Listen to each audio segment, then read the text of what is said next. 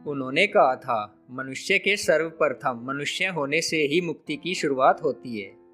किंतु आज का मानव हिंदू, मुसलमान, बौद्ध, ईसाई, अमेरिकी, अरबी या चाइनीज है।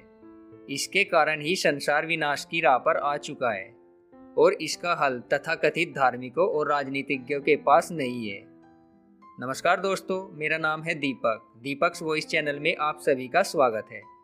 दोस्तों, आज मैं आपको एक ऐसे आध्यात्मिक शख्सियत के बारे में बताऊंगा जो हमेशा स्वयं की उन्नति पर जोर देते थे। उनका मानना था कि विश्व को किसी गुरु की नहीं बल्कि आत्म मंथन की जरूरत है। तभी हम विश्व के बीच की दूरी को, शत्रुता को खत्म कर पाएंगे। इनका नाम जिद्दू कृष्णमूर्ति था, जिन्हें हम जे कृष्णमूर्ति के नाम से भी जानते हैं। लेकिन दोस्तों, वीडियो शुरू करने से पहले आपसे प्रार्थना है कि हमारे चैनल को सब्सक्राइब जरूर कर लें, क्योंकि आप सभी तक आध्यात्म से जुड़ी जानकारियां पहुंचाने में हम बहुत मेहनत करते हैं और आपका सपोर्ट हमें ज़्यादा मेहनत करने के लिए मोटिवेशन देता है। जिद्दू कृष्णमूर्ति का जन्म 12 मई 1895 में आंध्र प्रदेश के चिंतूर जिले के मदनपल्ली नामक स्थान पर एक तेलुगु ब्राह्मण परिवार में हुआ था। उनकी माता का नाम संजीवम्मा था। उनके पिता का नाम जिद्दू नारायणीय था और वे एक अवकाश प्राप्त सर्वेंट के साथ साथ पुराने थियोसोफिस्ट थे। 10 वर्ष की आयु में जब इनकी माताश्री का देहावसान हो गया तो इनके पिता अपने पुत्रों समेत श्रीमती एनी बेसेंट के आमंत्रण पर 1908 में मद्रास के अडियार नामक स्थान पर स्थित थियोसोफिकल सोसाइटी के परिसर में जाकर रहने लगे। बालक कृष्णमूर्ति की गहरी आध्यात्मिकता को देखकर उस समय के प्रमुख थियोसोफिस्ट C.W. लीड बीटर और श्रीमती एनी बेसेंट ने यह स्वीकार किया कि बालक का भविष्य एक महान आध्यात्मिक शिक्षक के रूप में विश्व का मार्गदर्शन कर सकता है। जनवरी 1911 में अडियार में जे कृष्णमूर्ति की अध्यक्षता में order of the star in the east की स्थापना हुई। द्वितीय विश्व युद्ध के समय वे ओहाई में रहे। थियोसोफिकल सोसाइटी के प्रमुख को लगा कि जे कृष्णमूर्ति जैसे व्यक्तित्व का धनी ही विश्व का शिक्षक बन सकता है। एनी बेसेंट ने भी इस विचार का समर्थन किया और जिद्दू कृष्णमूर्ति को वे अपने छोटे भाई की तरह मानने लगी। 1912 में जे कृष्णमूर्ति को शिक्षा के लिए इंग्लैंड भेजा गया और 1921 तक वे वहां रहे। इसके बाद विभिन्न देशों में थियोसोफिकल पर भाषण देने का क्रम चलता रहा। जे कृष्णमूर्ति ने सदैव ही इस बात पर बल दिया था कि प्रत्येक मनुष्य को मानसिक क्रांति की आवश्यकता है और उनका यह भी मत था कि इस तरह की क्रांति किन्हीं बाह्य कारक से संभव नहीं है, चाहे वह धार्मिक, राजनीतिक या सामाजिक किसी भी प्रकार की हो। कृष्णमूर्ति कहते हैं, जब आप खुद को ही नहीं जानते तो प्रेम व संबंध को कैसे जान पाएंगे। कृष्णमूर्ति के विचारों के जन्म को उसी तरह माना जाता है जिस तरह की एटम बम का आविष्कार के होने को।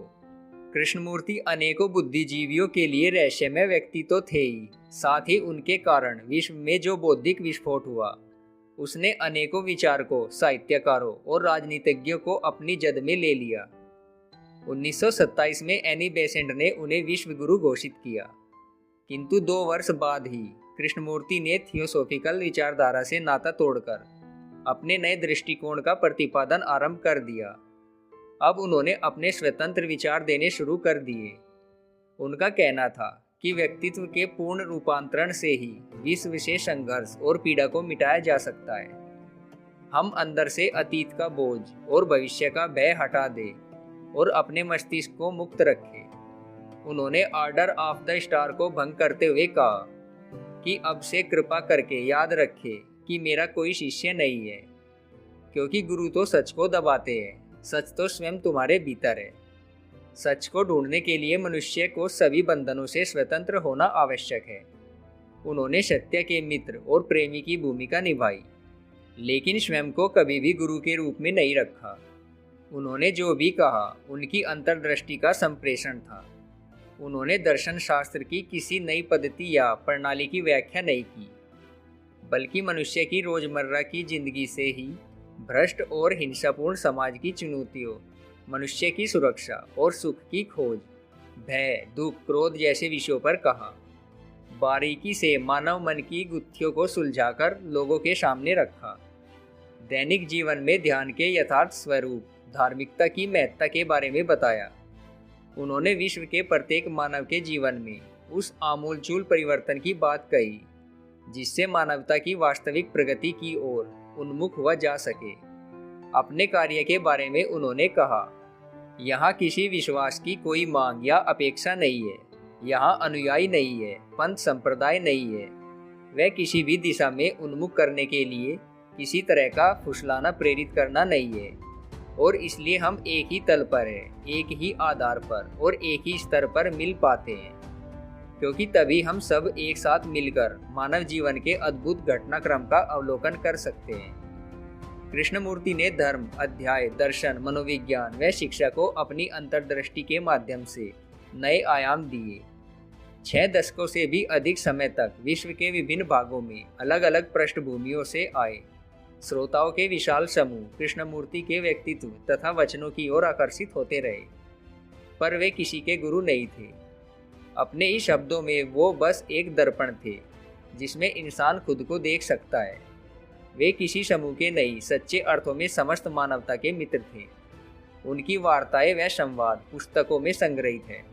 शिक्षाओं के इस विशाल भंडार से विविध विषयों पर आधारित प्रस्तुत पुस्तक माला का संकलन किया गया है। प्रत्येक पुस्तक एक ऐसे विषय को केंद्र बिंदु बनाती है जिसकी हमारे जीवन में विशिष्ट प्रासंगिकता तथा महत्व है। जिद्दू कृष्णमूर्ति की इस नई विचारधारा की ओर समाज का बौद्धिक वर्ग आकर्षित हुआ और लोग पथ प्रदर्शन के लिए उनके पास आने लगे थे। उन्होंने अपने जीवन काल में अनेक शिक्षा संस्थानों की स्थापना की, जिसमें दक्षिण भारत का ऋषि वैली स्कूल सबसे विशेष उल्लेखनीय है। भारत के इस महान व्यक्तित्व की 91 वर्ष की आयु में 17 फरवरी 1986 ईस्वी में मृत्यु हो गई। कृष्णमूर्ति ने बड़ी ही फुर्ती और जीवटता से लगातार दुनिया के अनेक भागों में भ्रमण किया और लोगों को शिक्षा दी और लोगों से शिक्षा ली। उन्होंने पूरा जीवन एक शिक्षक और छात्र की तरह बिताया। दोस्तों, जिद्दू कृष्णमूर्ति के बारे में बनाया ये वीडियो आपको कैसा लगा, हमें कमेंट बॉक्स में कमेंट करके जरूर बताइएगा। अगर आपको वीडियो पसंद आया तो वीडियो को लाइक जरूर करें, साथ ही साथ हमारे चैनल को सब्सक्राइब जरूर कर लें। धन्यवाद।